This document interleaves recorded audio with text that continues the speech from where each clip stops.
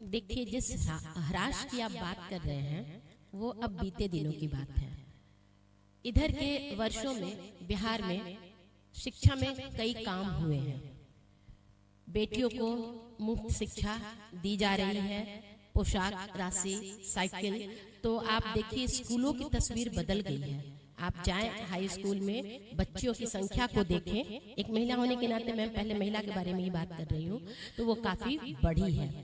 रही उच्च शिक्षा की बात, तो कई नए कॉलेजेस खुले हैं। बिहार धीरे धीरे शिक्षा का हब बन रहा है। हमारे यहाँ यूनिवर्सिटीज देखिए, चाणक्य यूनिवर्सिटी है। हमारे यहाँ खेल पर भी विश्वविद्यालय, कॉलेज छात्र छात्राओं का जो रुझान होना चाहिए था पहले की अपेक्षा, जो क्लास होता था जी वो दिखने में नहीं। जी, ये मैं मानूंगी। और ये एक ग्लोबल प्रॉब्लम है। मैं हाल में विदेशों में भी गई थी, तो वर्ग रूम में छात्रों की संख्या कम हो रही है। इसके कई कारण हैं। एक तो ऑनलाइन सुविधा मिल गई है बच्चों को, बच्चे जहां हैं वहां से वो ऑनलाइन भी पढ़ाई कर रहे हैं। दूसरी बात है कि बच्चे मोबाइल वगैरह में ज्यादा समय दे रहे हैं। तीसरी बात मैं ये कहूंगी कि संस्थान के स्तर पर कड़ाई नहीं हो रही है, और हम ग्रॉस रेशियो बढ़ाना चाहते हैं बच्चों का, तो इसलिए हम उनको एग्जाम में अपीयर होने देते हैं। मैं एक कॉलेज से हूँ और मैं कहूंगी कि 75% attendance is a must for the students. लेकिन कभी कभी हमें भी उसमें समझौता करना पड़ता है, क्योंकि बच्चों के यदि 75% अटेंडेंस नहीं हुए तो हम उनसे एक्स्ट्रा क्लासेस करवा के, उनसे नोट्स लिखवा करके और उनको एग्जाम देने देते हैं। तो ये शिक्षा जो है ये 4 अवयवों से बनता है। एक तो विद्यार्थी है, एक शिक्षक है, एक सरकार है, और एक अभिभावक भी इसके पार्ट होते हैं। तो हम लोग के समय जब पढ़ाई होती थी तो अभिभावक जब भी शिक्षक से मिलते थे तो अपने जो पात्र होते थे, उनके जो पालित होते थे, उनके बारे में पूछते थे कि कैसा कर रहा है। आज बड़ा ह्रास हुआ है मूल्यों में भी। आज अभिभावक, मैं क्षमा के साथ कहना चाहूंगी कि वो आते हैं कॉलेज कब, जब उनके बच्चे को एडमिशन नहीं मिलता होता है तो पैरवी के लिए आते हैं। आज अभिभावक बड़ी बहुत दुख होता है जो ये कहने आते हैं कि मेरे बच्चे का सेंटर आपके कॉलेज में पड़ा है, जरा देख लीजिएगा। क्या देख लेंगे भाई? जब बच्चों को कॉलेज आना था, आपने एक दिन नहीं पूछा आकर के कि हाँ हमारा बच्चा कॉलेज आता है कि नहीं। अगर हम उसको डिटेन करते हैं तो आप पैरवी करते हैं, आप दबाव डालते हैं।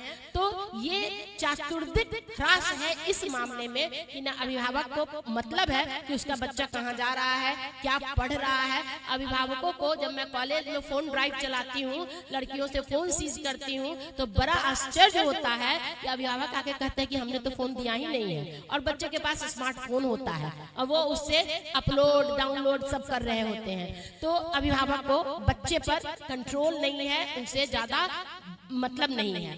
शिक्षकों को है कि अब ऐसा आ गया है कि शिक्षा पहले मिशन हुआ करती थी, अब प्रोफेशन है। शिक्षकों को अपनी सैलरी चाहिए, वो क्लास में आते हैं, बच्चे नहीं आए तो एक तो बच्चों की संख्या भी बहुत हो गई है, और बच्चे नहीं आए तो पहले के शिक्षक अपने तरफ से उसके लिए कुछ करते थे कि बच्चे आए, गार्जियन से बात करते थे। तो कम बच्चे थे, 20 बच्चे हैं, 20 के गार्जियन को अप्रोच करना संभव है, लेकिन 200 बच्चों के गार्जियन को अप्रोच करना संभव नहीं है। तो ये बढ़ती हुई संख्या, ये भी एक कारण है। और शिक्षक भी पढ़ाने से मतलब रखते हैं, वर्ग आने से मतलब रखते हैं, क्योंकि उनको कोई इंसेंटिव सच एज नहीं है। कोई शिक्षक बहुत अच्छा कर रहा है तो उसके लिए कोई अलग से इंसेंटिव नहीं है जो बाकी लोग भी करें, ये भी एक कारण है।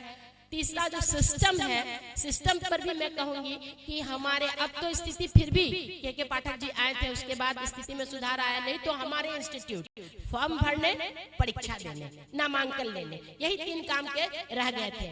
लेकिन अब वर्ग पर हम लोग भी जोर दे रहे हैं, और एक बड़ा कारण ऑनलाइन शिक्षा भी है, क्योंकि परीक्षाएं होती हैं, सालों भर होती हैं। तो उस समय अब हमारे पास जो परिसर है उसमें हम परीक्षा लेंगे तो वर्ग कैसे करेंगे? तो ऑनलाइन की सुविधा आ गई है, तो ऑनलाइन क्लासेस होते हैं। और आपको जान के आश्चर्य होगा कि ऑनलाइन कक्षा में ज्यादा बच्चे जुड़ते हैं बनिस्बत की ऑफलाइन कक्षा के। तो ये एक बड़ा परिवर्तन है। तो आप ये भी कह सकते हैं कि ई लर्निंग है, जमाना बदला है, घर बैठे जब वर्क फ्रॉम होम हो रहा है तो स्टडी फ्रॉम होम भी होने लगा है, तो यह भी एक कारण है कि बच्चों की संख्या घटी है। लेकिन अभी जो नया पाठ्यक्रम आया है, मैं ये जरूर कह देना चाहती हूँ CBCS, इससे बच्चों के माध्यम को भी ये जाएगा संदेश कि उसमें कई ऐसे एक्टिविटीज रखे गए हैं कि आपको कैंपस आना होगा।